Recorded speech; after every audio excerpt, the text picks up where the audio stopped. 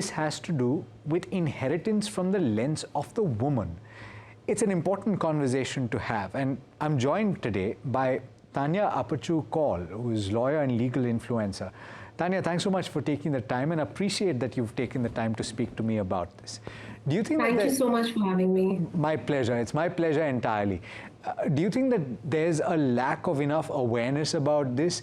And specifically, from a legal perspective, is it important to understand the distinction between male inheritance and female inheritance?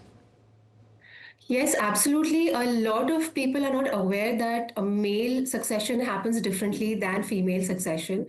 And, usually in our culture, families don't really take the trouble to inform their daughters or make their daughters aware of what the law is, but the sons are proactively more aware of things. So I think there's a huge gap in awareness and education for women, especially when it comes to succession, because there is a lot of difference in the way daughters succeed.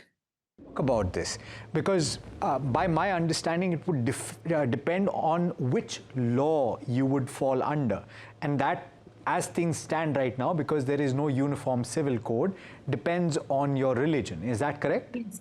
Absolutely. So, succession depends on which religion you're from. Hindus have a codified law, which is the Hindu Succession Act. Muslims have their own personal laws. So, Shias and Sunnis will inherit differently, slightly differently. Christians also have their own laws because they have the Indian Succession Act, but some parts like Daman and Diu, Goa, some Tamil Christians and Protestants, they inherit differently. They have their own laws. So it's a broad framework of laws, and it depends entirely on which religion you belong to. Okay. Let's primarily deal with the Hindu Succession Act as well as the the Broad Succession Act, the Indian Succession Act. So let's first talk about the Hindu Succession Act. It would depend, by my understanding, Tanya, please correct me if I'm wrong, on whether or not you have an HUF, which is a Hindu undivided family, or not, right? And there are different rules that apply. Can you take us through the salient points? So HUF is a different entity. Not every family has a HUF. It depends on whether they've created a HUF for their own family. And then we have the concept of ancestral family, ancestral property, which is very unique to Hindus, which is not there in any other law. So ancestral property is any property which is in the fourth generation. So it's come to you from the fourth generation. It has been undivided in your family, and all the family members are jointly enjoying it. There's no partition on paper. So that property is your ancestral property. So I think the biggest confusion, the biggest problem everybody has is they think that maybe their parents or their grandparents' property is their ancestral property, which is absolutely wrong. So that is specific. The HUF is specific, and ancestral property is very specific to Hindus. Also, the most important differentiating factor between the other laws and Hindu Succession Act is the fact that since 2005, daughters inherit as equally as a son. So you have, as a daughter, right to your parents' property, right to your ancestral property equally, just like a son. So I think this is the biggest differentiating factor. And so that is how it stands right now. From a legal standpoint, therefore, and is that the same for the Indian Succession Act? No, it's not. So how does that work? And then we'll get into the nitty-gritties. So for Christians, the law is such that the wife gets half the property of the husband, and the other half goes to the legal heir. So it can be to the children. So here the wife has an upper hand because she gets half the property. Understood. And how does that work from the Hindu Succession Act standpoint? So the Hindu Succession Act, the wife, the children, and the mother are the legal heirs, the class 1 legal heirs of the husband, of the father. So they inherit equally.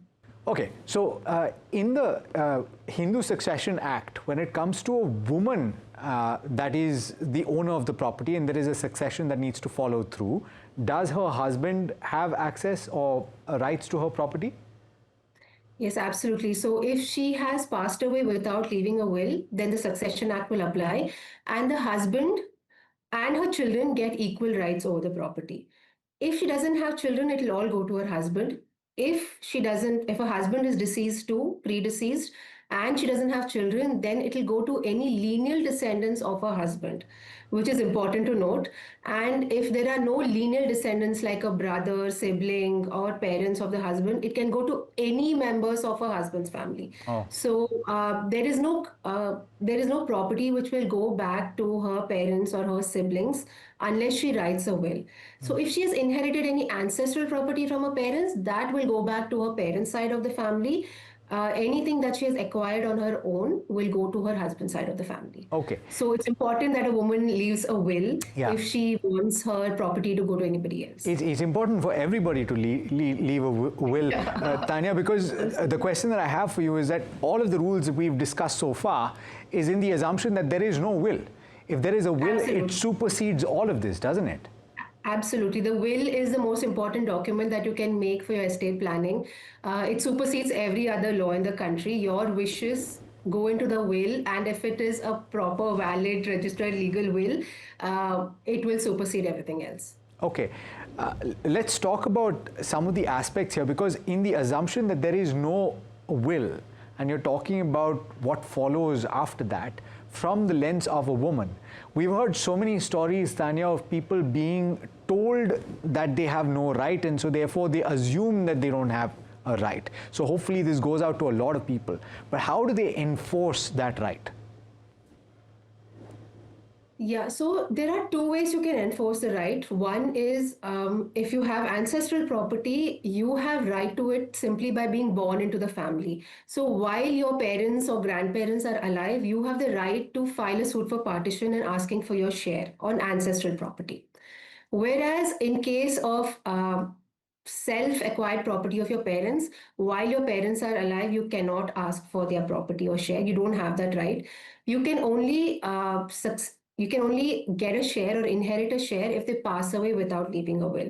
So either you ask your parents to make a will where they write it in your name too, or you wait for the succession to happen. Any pointers that you would have in the writing of the will to ensure that it is foolproof? Because this is something that you hear often as well. It can be questioned, and if it gets mired in that legal whirlpool, then it's not going anywhere. You can have decades where it just gets stuck in court. So, the whole idea of a will is you can actually write it yourself on a piece of paper and you can sign it with three witnesses and add a doctor's certificate that you were of sound mind while writing the will. But as a lawyer, I would always suggest people to go meet a lawyer and get it drafted through a lawyer so that it is foolproof as much as it can be, so that it is not contested. And also register your will, because then the copy of the will be with the sub-registrar's office, and it is very hard to challenge a will once it's registered. So these are two steps that you should definitely take if you're seriously making a will. So. Okay. Now, in your legal expertise and in your experiences, is there one common mistake that you see women making when it comes to their inheritance that you wish was not the case? I think the common mistake is they're not even aware that they have access to their parents' property. They have certain rights, and the most common mistake is people just give it up because that's how the society judges a woman if she's asking for property of her parents. And most women are not aware that they get parents' property. So there is this whole contradiction that you're told that. You're not going to get your parents' property, it's going to go to the son. And then you're told that you're going to get your husband's property because he's everything to you after marriage. And then the contradiction is that it's the other way around. You actually have legal right over your parents' property, and you don't have legal right over your husband's property while he's alive. So, there is that contradiction which a lot of women don't know. And I think culturally they're told that they cannot ask for property. It makes them sound greedy. It makes them sound like bad daughters. I think that is the biggest mistake. We're not even going to the point where they are actively trying to get property from their parents. Yeah. So, the issue is stopping right here at even trying to get or trying to make a will. So even now, you speak to women, nobody is making a will. Very, very rarely is a woman making a will. And very rarely do women even know that if they don't make a will, all their property might go to the husband side of the family. Yeah. And this is an issue we saw during COVID, right? Because there were couples passing away together. There were families which unfortunately passed away together, and property went on to some random relatives in the husband side of the family who are not even close to the girl, close to the woman. So it's very important that these things be kept in mind, and you actually take care of estate planning, which Absolutely. currently nobody does. Very, very Hopefully, rarely. Yeah. hopefully, we're going to cause a few people to have a conversation about it, Tanya, and that's the objective of this Absolutely, program Alex. as well. Thank you so much for taking the time. Pleasure speaking with you. Important topic to talk about. Thank you so much. Thank you so much. It's a pleasure.